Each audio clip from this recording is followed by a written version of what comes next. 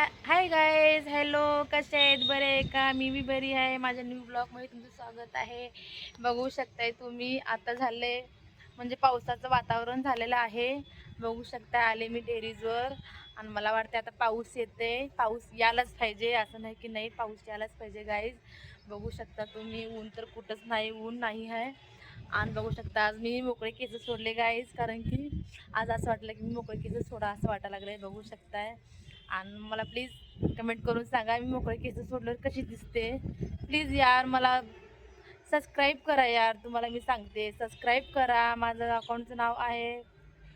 अकाउंटचं नाव Pinky007MH12 आहे. मी जे बी video बनवते त्या टायमाला मी तुम्हाला माझं अकाउंटचं नाव सांगत आहे. सर्च करा आणि मला लाईक करा. असं नका की नाही बघून लाईक करा प्लीज. पूर्ण व्हिडिओ बघा गाईज. बघू शकताय का मी आले गाईज टेरेसवर. आता वातावरण मला असलं थंडगार वातावरण खूप आवडते गाईज. मी आले टेरेसवर. मला आहे ना हे उन्हाळा कधी जाते आणि पावसाळा कधी येत असं वाटतं. बरोबर आहे, पावसाळा आल्यावर किचकिच वाटते, पण तरी पावसाळा खूप मस्त, एकदम थंडगार वातावरण. उन्हाळ्यामध्ये खूप गरम होतं, खूप येड्यावानी होतं.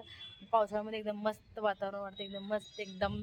बघू शकताय तुम्ही, एकदम गार वारे यायला लागले. आज मी मोकळे केस सोडले.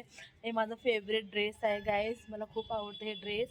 बघू शकता मी हा ड्रेस घातले कारण की मला जायचं होतं आज बँकेत, म्हणून बँकेत जायचं होतं म्हणून थोडंसं पांढरं, मला पांढरं कलर खूप आवडते गाईज. खरंच मला व्हाईट कलर खूप आवडतं. बघू शकताय मी कशी आहे.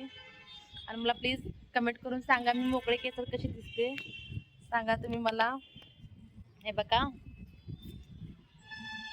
आणि बरेच लोक मला सांगते की बाबा तू एकदम अशी एकदम म्हणजे असं कितीही टेन्शन असलं की तू एकदम खुशीत राहते, एकदम सॅड राहत नाही कधी, एकदम खुशीत राहते, चांगलं राहते. काय रिझल्ट आहे म्हणजे रिझल्ट काही नाही.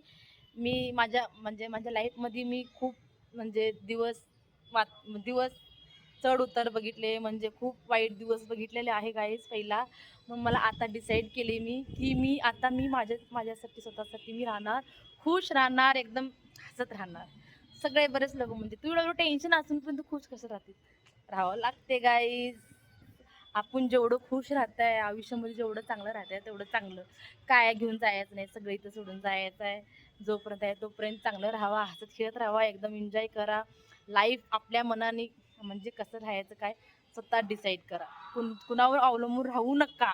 हे माझं मेन सांगणं गोष्ट आहे. कुणावर अवलंबून बिलकुल राहू नका. आपली लाईफ आपल्याला कसं राहायचं हे आपण स्वतः डिसाईड करायचं.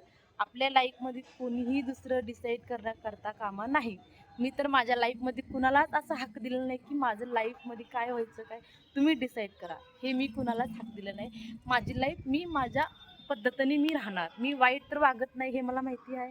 आपण वाईट काहीच करू ना, जे आहे ते आपण चांगलंच वागवलं, आपण काही वाईट वागीन ना.